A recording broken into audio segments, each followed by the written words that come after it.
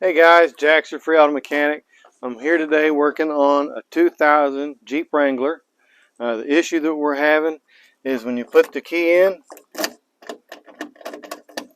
it won't unlock. You can unlock it on the inside.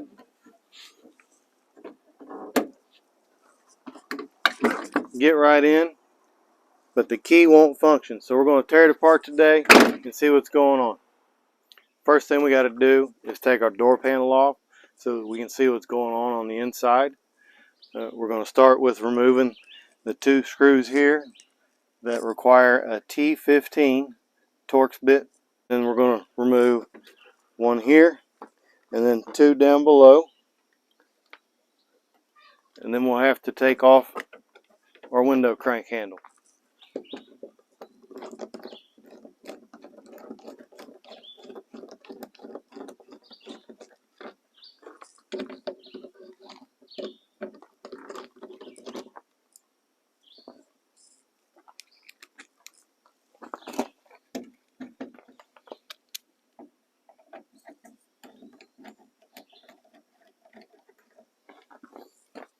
Alright, next you're going to be tempted to remove this Torx bit here. It's a T20. You do not need to remove that. So just go ahead and leave it alone. The last thing we need to do is remove our window crank handle. And if we'll get down inside here, you might see a glimpse of the little metal clip. And all I'm doing is reaching in there and pulling up on it. I lift up and then I can slide it loose. Here's a closer look of what we're getting at. It just fits in this groove. We lift it up so we can slide it out. Now we've got our door handle removed. We should be able to just pop the remaining clips loose and lift up. Our panel's off. We'll just set it off to the side. Now we've got to remember, you want to save this foam piece right here. It actually does serve a purpose. And then you can pull back your sound deadening.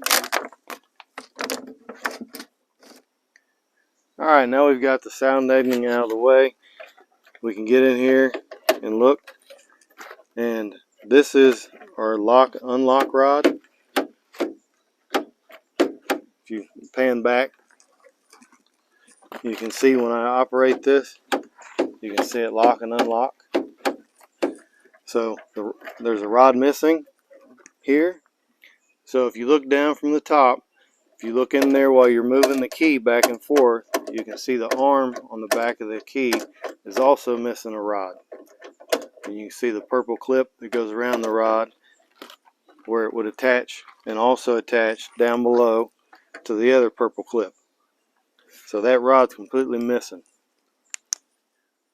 So seeing the signs that someone's been working on it before and having had to break into some vehicles before using a Slim Jim from the outside, sometimes you pop those rods loose and they just fall to the bottom. So I'm hoping that ours is just laying down on the bottom, and yours might be too.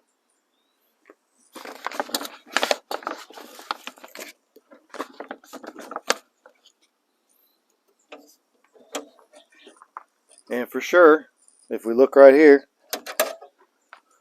you can see I found the rod that was laying right in the bottom. So that's what we're looking for. So if you can find that in the bottom, maybe you run a magnet down through there. You might pull it up if you can't see it with your flashlight. Now that we've got our rod, we have to put it back in. So we're going to figure out as it go in which direction. And I'm guessing it's going to have to work like this. So we're going to put the top part in first. Slide it up in there. Look down from up top.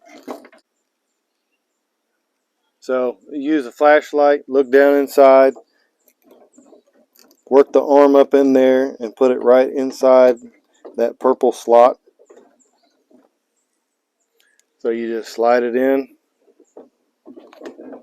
and then put your finger up underneath and snap that clip over top. of the rod. Then we'll move back out, find the other end of our rod,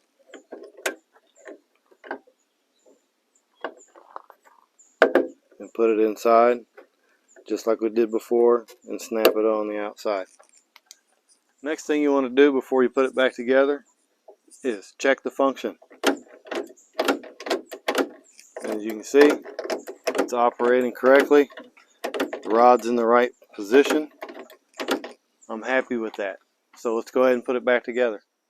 So we want to throw our panel back on, and before we do, we want to put our foam bushing back in there. That goes in between, and then we're going to hook this lip over top of the door, same way we took it off.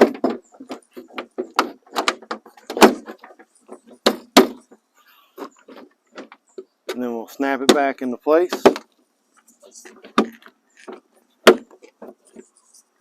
Next thing we're going to do is put our door handle back on. So I'm going to install this the same way as the other side.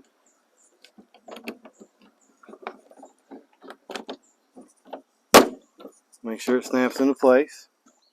Then we're going to take our T15. Our longest screws go around the handle.